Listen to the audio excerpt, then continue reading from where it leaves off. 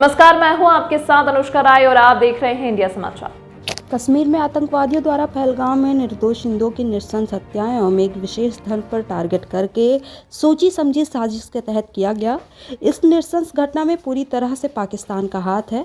युक्त उद्गार व्यक्त करते हुए कटराकुटी धाम के पूज्य महाराज स्वामी चिन्मयानंद दास जी ने कहा, पश्चिम बंगाल के कुछ दिनों के बाद कश्मीर में हिंदुओं को निशाना बनाना कहीं न कहीं सुरक्षा एवं केंद्र सरकार की कश्मीर में तैनात सुरक्षा कर्मियों की लापरवाही यह दर्शाती है कि यह उदासीनता का एक प्रमाण रहा। पूज्य महाराज जी ने गृह मंत्री प्रधानमंत्री जी से आग्रह किया, इसमें जिन जिन लोगों का हाथ है, जिन जिन की लापरवाही है, उन पर कड़ी से कड़ी कार्रवाई करके पाकिस्तान पर अंतर्राष्ट्रीय स्तर पर मुकदमा चलाया जाए। यही मृतकों को सच्ची श्रद्धांजलि होगी।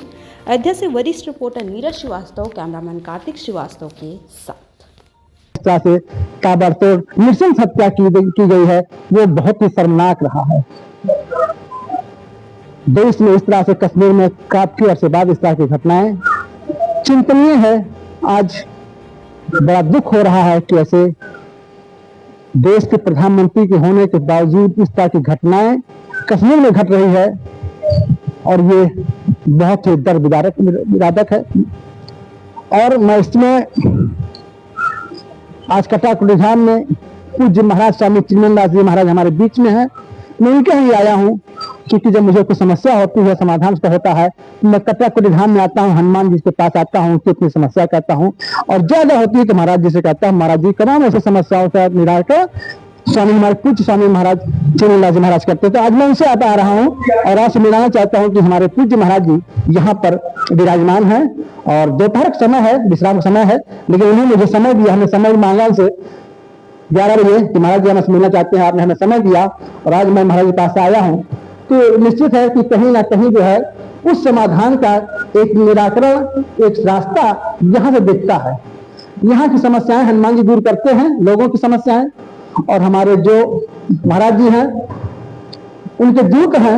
हमारी समस्याओं को मैं नीचे कहता हूँ और आप वहां तक पहुंचाते हैं। आज जो पहलगाम में, जो कश्मीर में जो घटना घटी है, उससे लोग आहत हो चुके हैं, लोग दुखी हैं। इस तरह से नृशंस हत्या क्यों की गई? सिर्फ धर्म के नाम पर। वहां पर कोई जाति नहीं पूछी गई कि आप किस जात के हो, पूछा किस धर्म के हो, जिसने कहा हिंदू है तो मार दिया। किस जाति का था, ऐसे नहीं मतलब। तो आज जो है, जो लोग कहते हैं कि धर्म का बात होता है, कि जात की बात होती है, आज जाति बोलने वाले कहाँ हैं? वो रावण कहाँ है? चंद्रशेखर जो हमेशा बात करता था अनुसूचित जनजाति का, तमाम बातें करता था, लेकिन आज कहाँ है? आज बोले आवाज नहीं निकल रही है। बंगाल में जो घटनाएं जो है, शेड्यूल कास्ट हरिजन मारे गए हैं, उसकी आवाज नहीं निकल रही है। कश्मीर में घटना घटी, आज चंद्रशेखर आजाद रावण और राक्षस आज शांत है, नहीं बोल रहा है। तो हमारे बीच में पूज्य महाराज जी, मैं जानना चाहूंगा महाराज जी से कि आज इस तरह से जो घटना घटी है उस पर आप क्या कहना चाहते हैं? तो सबसे पहले महाराज जी, आपका इंडिया समाचार में स्वागत है। धन्यवाद। महाराज जी, बहुत दुख का विषय है कि अभी जो 2 दिन पहले घटना घटी कश्मीर में, नृशंस हत्या हुई है उन हिंदुओं का जिनका कोई जात नहीं पूछा गया, सिर्फ धर्म पूछा गया, किस धर्म के हो, जिसने कहा हिंदू हूं, तो मार दिया गया। क्या कहेंगे महाराज जी इस पर? यह दुर्घटना नहीं कही जाएगी, यह सोची समझी पाकिस्तान की बहुत ही निंदनीय नीति है। और जो हत्यारे आए थे, ये सब पाकिस्तानी आर्मी के वर्दी में थे और जो ये हत्या हुई, निश्चित रूप से यह मोदी जी और योगी जी के लिए एक बहुत बड़ी चुनौती है कि इतनी प्रशासनिक दक्षता होने के बावजूद भी कहां से चूक हुई कि उपद्रवी ये हत्यारे और ऐसे स्थान पे जाके पहुंचे जहां लोग सुकून की जिंदगी की अनुभूति करने के लिए धरती पे स्वर्ग कहा जाने वाला स्थान, वहां पहुंचे थे। और जब ऐसे दिव्य स्थान पे इस तरह की घटनाओं को लोग अंजाम देके सफल हो जाएंगे, तो अब इससे गलत कुछ नहीं हो सकता है। मैं इस घटना के बाद से गृह मंत्री भारत सरकार अमित शाह जी से और आदरणीय प्रधानमंत्री नरेंद्र मोदी से और खासकर योगी जी से कि अगर आपने हिंदुओं की संरक्षा सुरक्षा की जिम्मेदारी ली है और पूरे विश्वास के साथ इनके आत्मबल को बढ़ा के आपने पूरी सुरक्षा की गारंटी दी है, आज ही जम्मू कश्मीर में जो घटना घट सकती है तो कल अयोध्या की धरती पे क्यों नहीं ऐसी घटना हो सकती है। कहां से चूक हुई, ये चूक करने वालों पर सख्त कार्रवाई होनी चाहिए। गलती उनकी नहीं है जिन्होंने हत्या करके और अपने को बचा के और वो निकल गए यहाँ से। गलती तो हम उनको भी, दोषी उनको भी हम ठहराएंगे जिनकी मामूली सी चूक की वजह से आज ये 26 से मुझे लगता है कि संख्या और बढ़ सकती है, ये 30 लाख तक हो सकती है।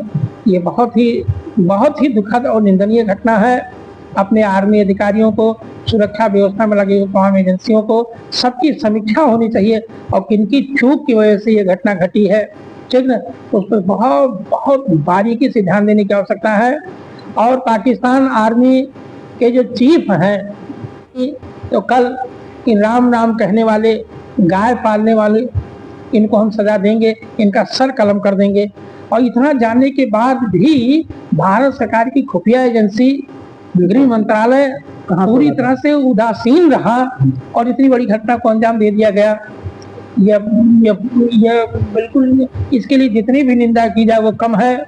मैं चाहूंगा कि अपने देश के जितने भी सार्वजनिक बड़े बड़े स्थान हैं, जैसे राम जन्मभूमि है, काशी विश्वनाथ है, उज्जैन का महाकाल है, मथुरा का कृष्ण जन्मभूमि है, ऐसे आगरा का ताजमहल है, ऐसे तमाम स्थानों की सुरक्षा व्यवस्था को बहुत बारीकी से और बहुत सख्ती से निपटने की आवश्यकता है। ये निश्चित रूप से ये मुसलमान जिन्होंने इस घटना को अंजाम दिया खुली चुनौती दी है कि जाके तुम मोदी से बताओ। जैसे पत्नी ने कहा कि जब हमारे पति को आपने हत्या कर दी तो मेरी भी हत्या कर दो। उन्होंने कहा नहीं, मोदी से बताएगा कौन कि ये ऐसा हो रहा है।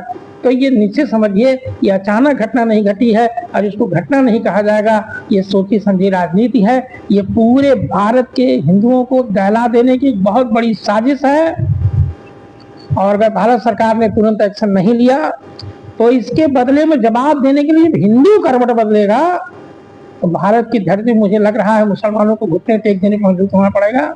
जिस समय भारत में मुगलों का शासन था, हिंदू नाक रगड़ा करते थे मुगल बादशाहों के सामने, और आज उसी तेवर को जब हमने बदल दिया है तो विश्वास कीजिए हर मुस्लिम आज बौखला गया है और मुसलमानों की राजनीति करने वाले लोग और पागल हो चुके हैं। अरे वो तो यहाँ तक कह रहे हैं कि मोदी और योगी जैसे लोगों को हम बहुत दिन तक राजनीति करने का मौका नहीं दे सकते। तो ये मामूली बात नहीं है, इस दर्द को समझना चाहिए।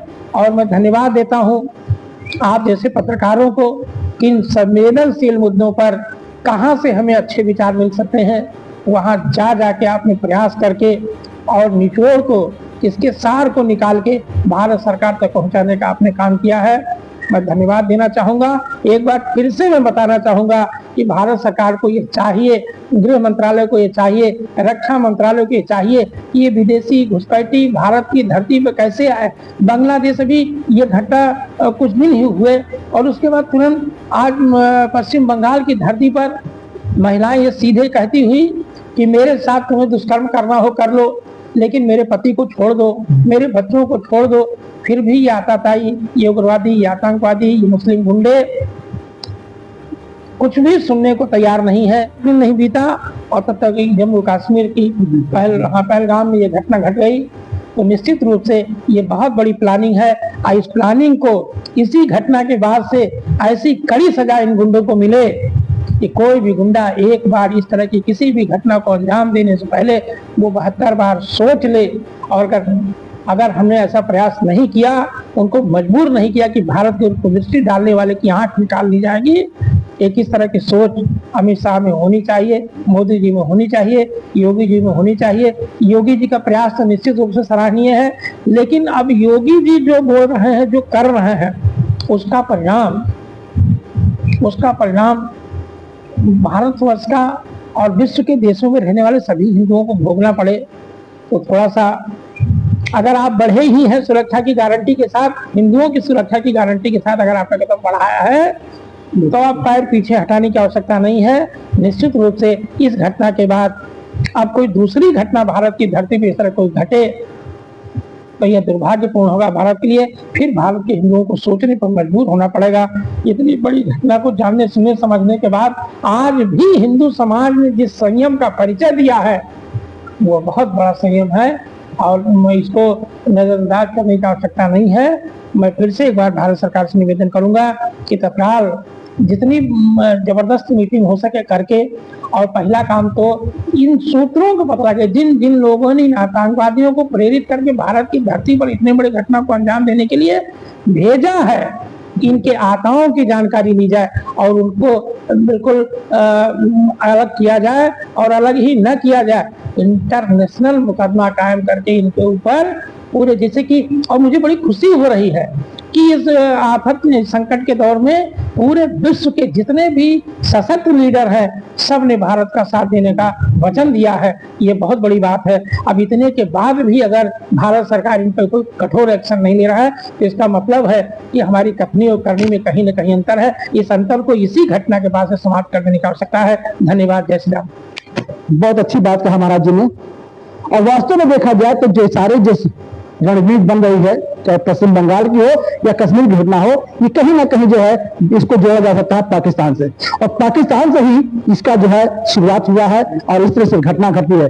और वास्तव में जो महाराज जी ने कहा है कि हिंदू अगर जग गया तो या जितने भी मुस्लिम हैं कट्टरपंथी मुस्लिम वो नहीं जीवित बचेंगे। जिस कारण से अभी हिंदू भी शांत हैं, संयम रखे हुए हैं, लेकिन ऐसा ना हो कि उनको भोगना पड़े। हमारे बीच में बहुत राजनीतिक समाज सेवी है और गोंडा के हैं, बहुत अच्छे व्यक्ति हैं, कि जिस तरह से घटना घटी है इस पर आप क्या कहना चाहते हैं कि ये साजिश जो है पाकिस्तान से जो किया गया है और यहाँ के तमाम हिंदुओं को जो है सिर्फ धर्म पूछ करके हत्या की गई है, क्या कहना चाहेंगे सर?